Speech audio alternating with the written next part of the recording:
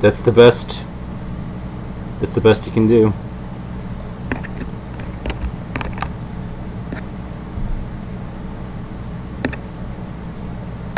This is YouTube's attempts at sad and pathetic attempts at critique.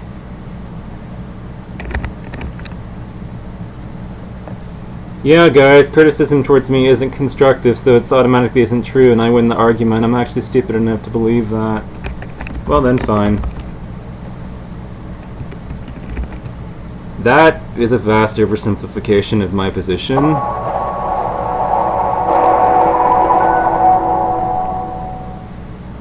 Hi, I'm Joseph Wu, and I'm a philosophy graduate student at the University of Cambridge. In this video, I'll explain the strawman fallacy, an informal fallacy that comes up all the time. Let's start off with an example to see how it works. Suppose my friend Maureen presents the following argument. Premise 1. Advertisements for beer encourage underage drinking. Premise 2. Underage drinking often has negative consequences. Conclusion. Therefore, advertisements for beer should be banned from TV. And let's say I respond with the following objection. Well, yeah, but people will never give up drinking beer. They've been doing it for ages. Is this a good response to Maureen's argument? No, because Maureen never claims it would be a good idea to give up drinking beer. That's not her argument at all. In this scenario, I've committed the strawman fallacy, since I've attacked a position that Maureen never advances. The straw man, or straw person, fallacy occurs when an opponent's position is misrepresented in order to make it easier to critique. Just like how a man made of straw is intended to resemble an actual man, a straw man fallacy occurs when an opponent's position is presented in a way that resembles the original claim, but is not the actual claim advanced.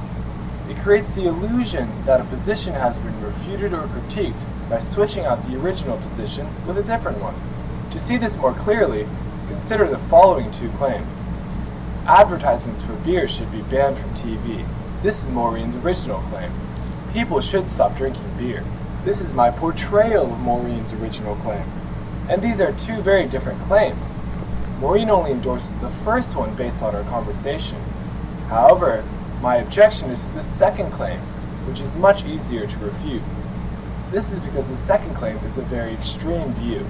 It would take a lot of good arguments to convince others that people should stop drinking beer. But in our argument, I have improperly attributed this extreme view to Maureen, and then proceeded to attack it. Since this claim is much easier to refute than her original claim, I have committed the strawman fallacy. The general structure of I didn't at any point advance that position at all. That, I won this debate by default based on the fact that, the criticisms against me were negative. However, that stated, you want to call me stupid. Well, I think you are a fool. I think that your tough love policies and your approach towards people who wants to prescribe to them tough love to whip them into shape is insanity. It is psychotic delusion to believe that it will actually yield results and that you should get properly fucked. Now, I know that you probably think that, that's an easy position to refute because it's extreme, but, I mean, let's get into this at this point. You want to say that, me being a 35-year-old who lives with my parents is, like, such a fucking terrible moral state and position to be in, and that I'm a person in a glass house throwing stones because of the fact that I live here, and that I should just shut up and stop commenting on politics and substantive matters because I just don't have the experience required to actually say these things or to have an opinion. And all I have to say about that is that I'm 35, I live with them, and America, the way that my country, America, looks at independence is that it overvalues independence. Independence as a virtue is extraordinarily and extremely overvalued. It's overrated, at best, as a virtue.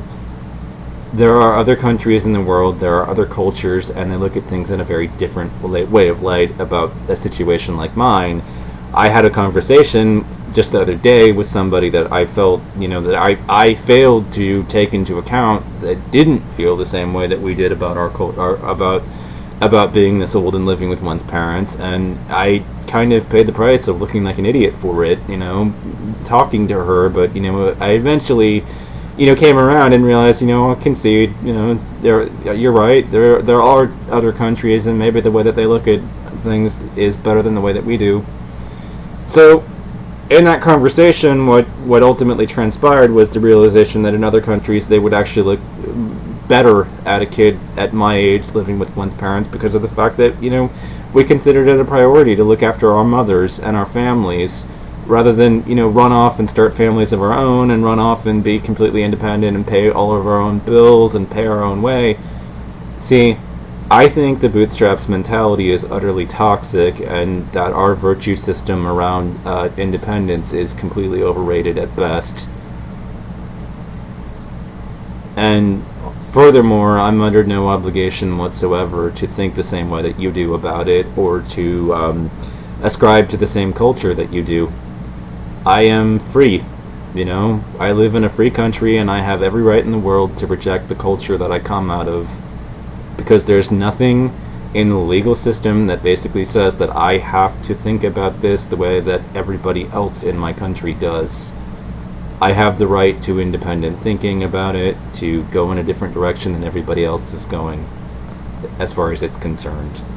So, reject the system dictating the norms, reject the American culture, come to see things through a much more internationalist lens, and start to look at America's, virtue system as, a failed virtue system, a failing virtue system, and come to realize that the rest of the world might have something of value to contribute to the conversation. I'm done. You want to tell me that it's such a terrible thing to be a 35-year-old man who lives with my mother, and I want to tell you that it's a terrible thing to believe that being a 35-year-old man who lives with his mother is a terrible thing. You're the problem. Your way of looking at things is the problem, not me.